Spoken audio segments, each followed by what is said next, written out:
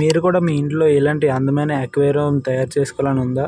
అయితే మన బడ్జెట్లో చెప్పేస్తాను రండి ఈ వీడియోలో చూసేద్దాం. ముందుగా కావాల్సిన పదార్థాలు: గ్లాస్ అక్వేరియం సైజ్ మీకు నచ్చినంత. సెకండ్, ఒక ఆర్టిఫిషియల్ గ్రాస్. ఈ గ్రాస్ మీకు ఎక్కడైనా ఆన్లైన్లో కానీ ఆఫ్లైన్లో కానీ ఎక్కడైనా ఈజీగా దొరికేస్తుంది. Third, aquarium background. ఇది అక్వేరియం షాప్స్లో ఈజీగా దొరికేస్తుంది. ఇంకా ఫోర్త్ది, లోపల ఉండే ఏవైనా డెకరేటివ్ ఐటమ్స్ కూడా అక్వేరియం షాప్లో మీకు ఈజీగా మీ దగ్గర ఉన్న అక్వేరియంని క్లీన్గా ఉంచుకొని ఇప్పుడు దానికి బ్యాక్గ్రౌండ్ స్టిక్కర్ అనేది స్టిక్ చేయాలి. ఆ తర్వాత ఇక్కడ కనబడుతున్న ప్లాస్టిక్ గ్రాస్ అయితే నేను పేర్చుతున్నాను కదా, అలాగైతే తీసుకున్న డెకరేటివ్ ఐటమ్స్ కూడా ఇప్పుడు పెట్టుకోవాలి. ఎందుకంటే వాటర్ పోసిన తర్వాత అన్నీ కదిలిపోతాయి.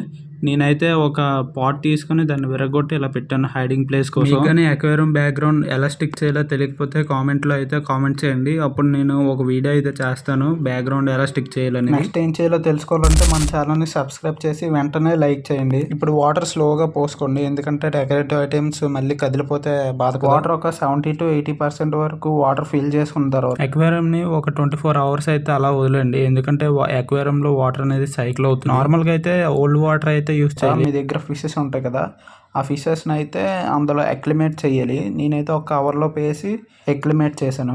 ఇప్పుడు నా దగ్గర ఉండే ఫిషెస్ని అయితే స్లోగా రిలీజ్ చేశాను. రిలీజ్ చేసిన తర్వాత మన దగ్గర ఉన్న ఫైనల్ లుక్ అయితే ఇలా వచ్చింది. చూడండి ఎంత అందంగా ఉందో చూసారా. మీ దగ్గర ఉండే స్ట్రెస్ లిక్విడ్ ఉంది కదా, ఆ స్ట్రెస్ లిక్విడ్ అయితే ఇందులో 2-3 డ్రాప్లు వేస్తాము. ఎందుకంటే వాటర్లో ఉండే క్లోరిన్ అయితే రిమూవ్ చేస్తుంది. ఇది ఓన్లీ స్ట్రెస్కే కాకుండా. సో మనం ఫైనల్ అవుట్పుట్ అయితే